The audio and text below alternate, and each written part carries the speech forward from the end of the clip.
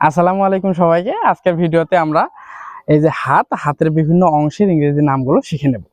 So এখান থেকে যে এই পর্যন্ত আমরা এটিকে বলছি হাতকে ইংরেজিতে বলা হচ্ছে হ্যান্ড।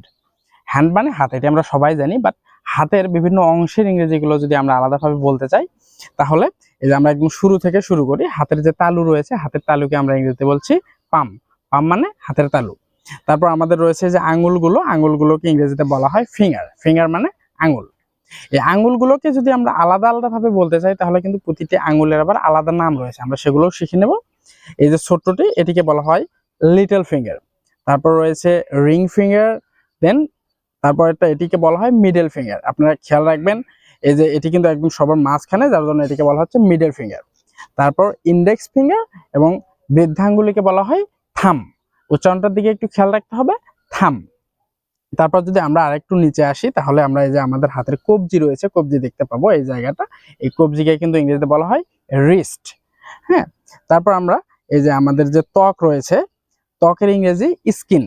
হ্যাঁ, ত্বকের উপর আমরা আবার দেখতে পাচ্ছি এই যে লোম বা পশম রয়েছে, এই লোম বা পশমকে ইংরেজিতে কিন্তু বলা হয় ফার। ফার মানে লোম বা পশম। আমরা এই প্রতিটি লোমের গোড়ালিতে একটু গর্তর মতো দেখতে পাবো, যেটিকে বলা হয় লোমকূপ। এই লোমকূপকে ইংরেজিতে বলা হয় পোর। পোর মানে কিন্তু লোমকূপ। তারপর আমরা যদি আরেকটু নিচে আসি তাহলে আমরা দেখতে পাবো যে আমাদের কুনুই রয়েছে, কুনুইকে ইংরেজিতে বলা হয় এলবো। এলবো মানে কিন্তু কুনুই। তারপর এখানে হাতের কুনুই থেকে একদম হাতের শেষ মাথা পর্যন্ত এই জায়গাটুকুকে আমরা বলছি বাহু। বাহুকে কিন্তু ইংরেজিতে বলা হয় আর্ম। আর্ম মানে বাহু। তারপর আমাদের এখানে রয়েছে পেশি। পেশির ইংরেজি হচ্ছে মাসেল। মাসেল মানে পেশি।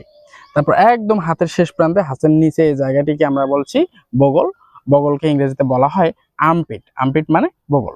সো আজকের এই ছোট্ট ভিডিওটি থেকে আমরা হাতের বিভিন্ন অংশের ইংরেজিগুলো শিখে ফেললাম। দেখা হবে পরবর্তী কোনো ভিডিওতে। ততক্ষণ ভালো থাকবেন, সুস্থ থাকবেন। আল্লাহ হাফেজ।